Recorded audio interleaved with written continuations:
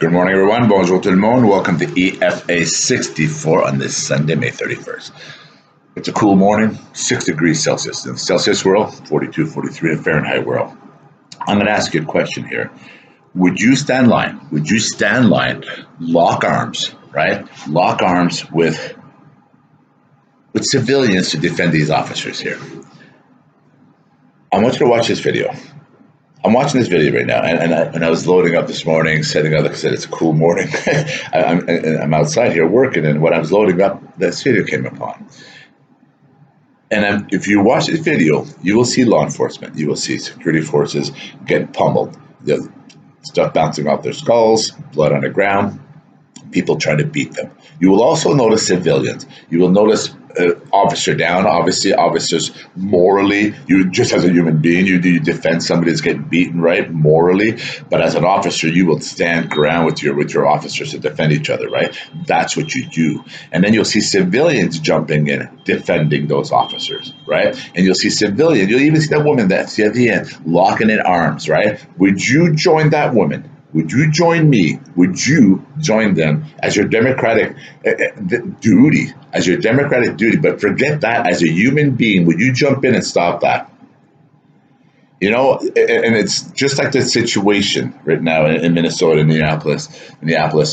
When you look at what transpired there, and people are telling him, "Get off his neck. He can't breathe. Get off his neck." Right? And you want to jump in, but if you jump in, you get arrested or you get beaten and you get jumped on, right? But you're telling him, please get off his neck. He can't. Like anybody looking into those eyes, those that read into people's eyes, you can tell he was in trouble. You can tell that he was in trouble, right? And people, the civilians are saying that please stop, just like these civilians here, please stop. Please stop, like stop, because you're going to kill them. Something's going to bounce off their skull and they're going to die. And that's what's going to transpire here. So that's, when I look at that and I look at your responsibility as a human being, and I'm just going to mute this right now, as a human being, would you have stood line? Would you have stood there and lock arms, like defend these individuals? Would you have done that, right? It's our duty. It's our duty as human beings to not stand there and take videos and not, like, I don't understand. Like if you look at these individuals, when I've said this 100 million times, and I've said it to my daughter, I've said it to people that I talk all the time, those are rights, because these rights are not new. These rights are not new. These rights come from frustration. Whether we're the 1%, every decade there's all these movements of why people are rioting, why people need to riot, et cetera, et cetera. And there's always these smashing of windows and burning of buildings, and history just keeps repeating itself, right?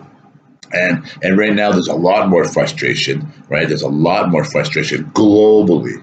This is not pockets in the US. This is not pockets in England. This is not pockets. No, this is globally. There's a tension globally. And those that understand energy, we all know it. There's a tension globally.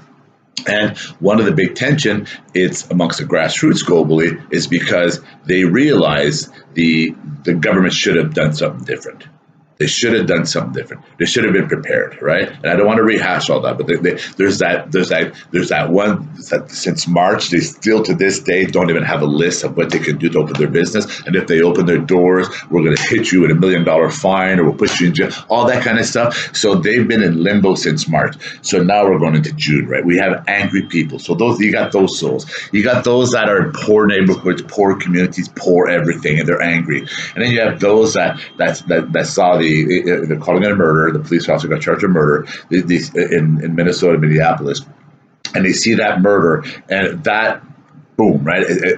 That keg sparked off what's going on right now in the U.S. and all these videos, and there's all these kind of things that are happening in the world, and that's because there's an anger out there. There's a frustration out there, and when you look at people tell, oh, the government's did a good job. Yeah, for government. And I'll say that for government, they did a good job. They're doing a good job, right? They're trying their very best. And I'm going to tell you, all those leaders on top, men and women on top around the world that are politicians that are working right now through this, they're working hard. They put in some long hours. I'll guarantee that they all worked hard. Do I agree with all their policies and ideologies? Absolutely not. But they're working hard. And for government, they did a good job. But if this was business, if this was business and you spent hundreds of millions of dollars and to get things ready, to be prepared and all that stuff, and you say you're prepared and you got everything in place, and this would have happened, your ass would be in court. You'd be sued as a business. If you were to do that with people's money in business, your ass would be in court. But for government, you did a good job. Let's move forward. The other thing that's transpiring here is those that have been shut down since March. And I tell this to people, those that understand business, those that have built a business from the ground up, a real business, which I talked about in previous EFAs, those are not the ones that are smashing your windows. They may be the ones that are in the face of the law enforcement, screaming at their politician. They're angry, open the freaking world, right? Open the world. They might be angry that way, but they're not the ones smashing windows and going into other people's businesses and looting and stealing and that. And if they are, it's because you broke them. You broke them. If individuals that understand business, that are grassroots, that understand the value of earning and growing a business into a real business, into productivity, and people out there that like the big box names out there, they're smashing those windows. A lot of those are owned by families, ladies and gentlemen, the franchises, etc. Anyways, so those individuals that understand business would never go in there and smash windows and steal and etc. But if they are, it's because you broke them. You absolutely broke them. If those individuals, if those mindsets, if those grassroots mindsets are out there looting, also, it's because you took your 10, 20, 30 years of work and you shut them down in March by law. Because if you operate your business, we're going to hit you with fines or jail time, whatever, all that, depending on the jurisdiction you're in. And then you still, depending on the jurisdiction you're in, you're still not open. We're going to June here. Like we're going into June and you don't even have a list. You don't even have a black and white to see what you're going to do. So imagine by the time you do get your list and by the time you do get started, whether it's September, October, right? And that's why people are angry. And that's why people are angry. But we, as a society, and I said this yesterday on EFA64, we need to pause. We truly need to pause and start over. And I say this to my daughters all the time. Do you want to start over? Do you want to start over? Like, I asked that question to an enraged inmate one time. And those in law enforcement will understand what I'm saying right now. Those that go toe to toe, whether you're correctional officers or police officers, the security world, enforcement world, border patrol, there's individuals out there that are really, really evil.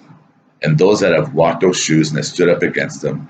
And I still remember this inmate. Like when I say those individuals, those are the individuals that take off your rose-colored glasses, the ones that stab somebody 57 times in an eyeball, or they'll cut open the head of a child and dance over it. Now, those are the individuals we dance with, right? Those are the individuals we work with when you're in the enforcement type world of borders or security or whatever, law enforcement, whatever around the world, right? Those are the individuals you dance with. You keep them, you lock them up, and put them into the system. Those are the ones that are removed from the streets, hopefully, right? And a lot of those individuals are riding right now. But when you dance with those individuals, and I remember one time I was dancing with one of those individuals, and I actually told them, and he was going to get pummeled. He was going to get pummeled. And I actually told him, I go, do you want to start over? Do you want to start over? Right? That darkness removed from his eyes. That darkness removed from his eyes, probably like a car crash, his mind probably said, what did he just say? Like, it probably freaked him out that I said, do you want to start over? I gave him the opportunity to kneel and et cetera, and go through the security process after, right? So I fragmented his brain. But we, as a society, those that understand energy, those that understand energy, you feel that energy around the world right now, right? It's not a good one. This is not just something in some country. This is around the world right now. It's not good. So we, as a society, we as people need to pause, right? We need to breathe, and we need to start over. We are mad at our government. We're mad at our system. We're mad at China. We're mad at everything. Love them or hate them. We hate Trump. We hate Trudeau. We love them or hate them. Love them all. Hate them all around the world, right? But we, as a society, need to pause, and we need to start over, right? We need to start the world. I've said this before. We need to start the world, right? We know the numbers are there. The numbers are there. The data is there. You know who to address. Okay, you know which groups need to be concerned with when it comes to COVID-19. We know the numbers. The numbers are there. Okay, so start the world, right now.